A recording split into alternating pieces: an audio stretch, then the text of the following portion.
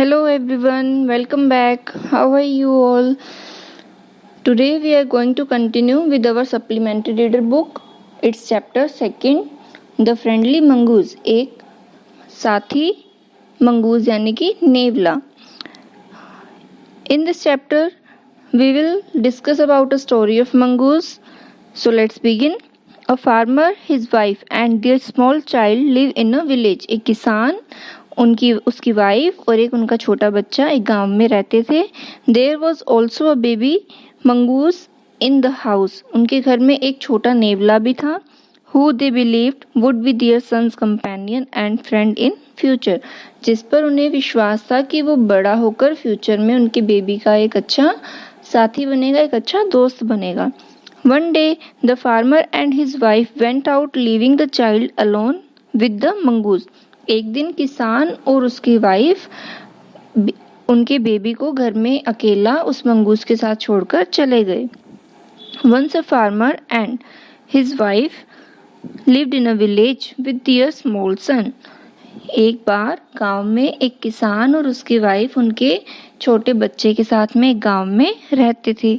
They loved him very much. वो उसे बहुत प्यार करते थे. We must have a pet. हमारे पास हमारे घर में एक पालतू जरूर होना चाहिए. The farmer said to his wife one day. एक दिन किसान ने अपनी वाइफ को ये कहा कि हमारे पास एक पालतू जरूर होना चाहिए. When our son grows up, जब हमारा बेटा बड़ा होगा, he will need a companion. उसे एक साथी की ज़रूरत होगी. This pet will be our son's companion. और जो ये पेट होगा वो हमारे बेबी का, हमारे सन का एक अच्छा साथी होगा. His wife liked the idea. उसकी वाइफ को ये आइडिया बहुत अच्छा लगा. और one evening, एक शाम को, the farmer brought with him a tiny mongoose. किसान जो है वो अपने साथ में एक छोटा नेवला लेकर आया. It's a baby mongoose, said his wife. ये तो एक नेवले का बच्चा है, उसकी वाइफ ने कहा. But will soon be fully grown, लेकिन ये जल्दी ही बहुत बड़ा हो जाएगा, पूरी तरह से ग्रोथ कर लेगा. He will be a friend to our son, और ये हमारे बच्चे का, हमारे बेटे का एक अच्छा दोस्त होगा. But the baby and the mongoose grew both.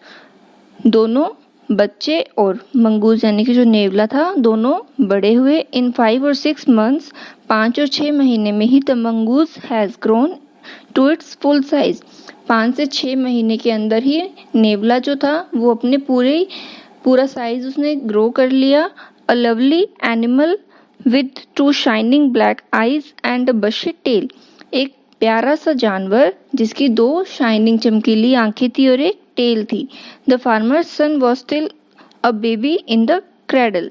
लेकिन जो किसान का बेटा था वो अभी भी छोटा था. क्रेडल होता है पालना या झूला. Sleeping and crying alternately. लेकिन किसान का जो बेबी था वो अभी भी छोटा था, पालने में वो सो रहा था और अल्टरनेटली रुक रुक कर वो रो रहा था. वन डे, एक दिन, the farmer's wife wanted to go to the market. किसान की पत्नी जो है वो बाजार जाना चाहती थी. She fed the baby. उसने बेबी को फीड किया, उसे दूध पिलाया. And rocked him to sleep in his little cradle, और उसे पालने में सुला दिया. Picking up the basket.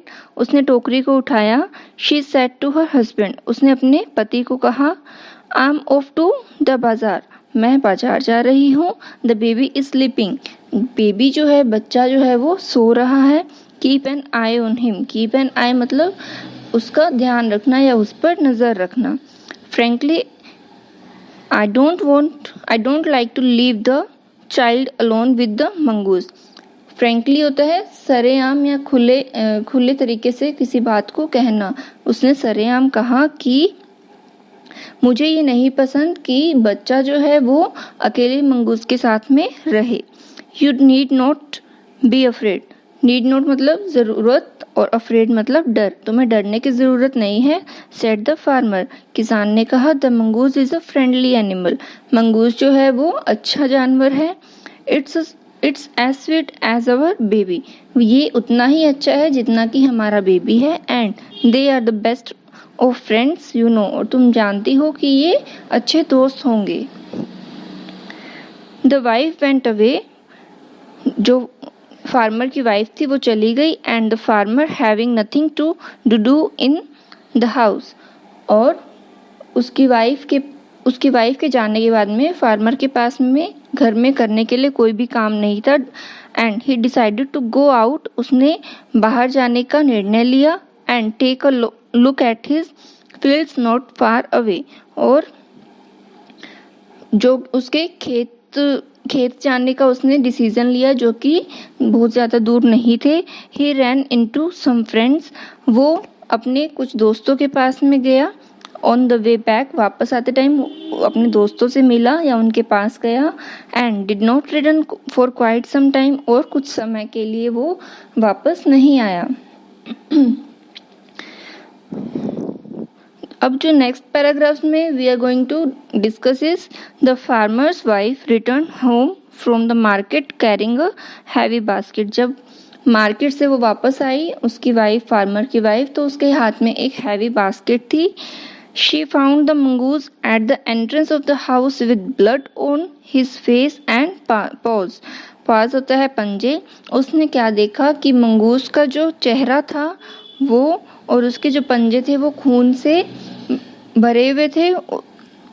She jump to the conclusion that it was her son's blood, और उसने क्या निष्कर्ष, कंक्लूजन होता है निष्कर्ष निकालना, उसने निष्कर्ष निकाला कि ये जो खून लगा हुआ है मंगूज के चेहरे पर वो उसके बेटे का खून है। And the mongoose was the guilty one, और इस बात का मंगूज को दुख हुआ।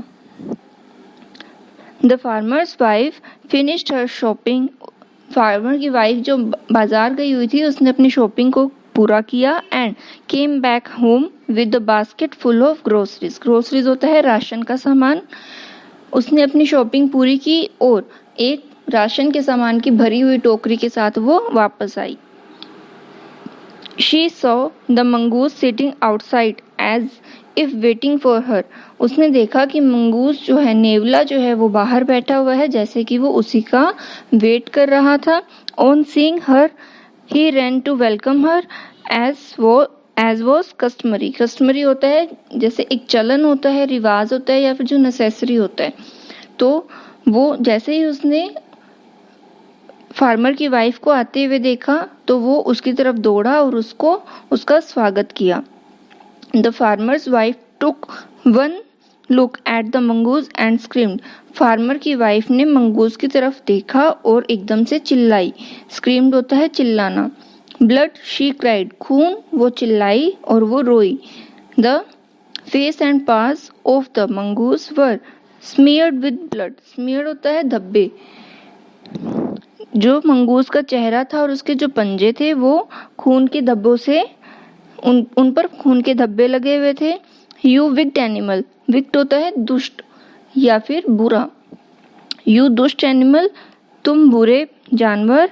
You have killed my baby, तुमने मेरे बेबी को मार दिया। शी स्क्रीम्ड हाइस्टेरिकली, वो जोर से चिल्लाई। She was blind with rage and with all her strength she brought down the heavy basket full of groceries.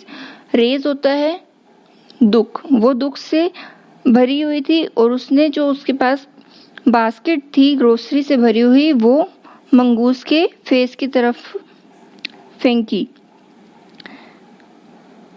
और and ran inside to the child's cradle, और बच्चे के पालने की तरफ भागी। The baby was fast asleep, baby जो था वो तो सो रहा था। बट ऑन द फ्लोर ले अ black snake torn and bleeding, लेकिन फर्श पर एक काला सांप पड़ा हुआ था जिसमें जिसे चीरा हुआ था, जिसमें से खून बह रहा था। इन अ फ्लैश शी रियलाइज्ड, और तब उसने रियलाइज किया, महसूस किया व्हाट हैड हैपेंड, कि असल में हुआ क्या है। She ran out looking for the mongoose, वो बाहर दौड़ी मंगूज की तरफ। ओ यू सेव्ड माई चाइल्ड, तुमने मेरे बच्चे को बचाया।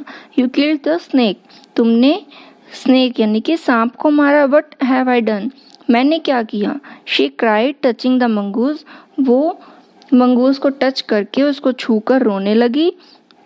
who lay dead and still unaware of her sobbing, जो कि मर चुका था और अनअवेयर होता है जागरूक नहीं होना, और सोबिंग होता है सिसकियाँ, रोते हुए सिसकियाँ लेना, कि उसने टच करके मंगूस को टच करके वो रोने लगी जो कि मरा हुआ था, और उसे उस फार्मर की वाइफ के रोने का मंगूस को पता भी नहीं था।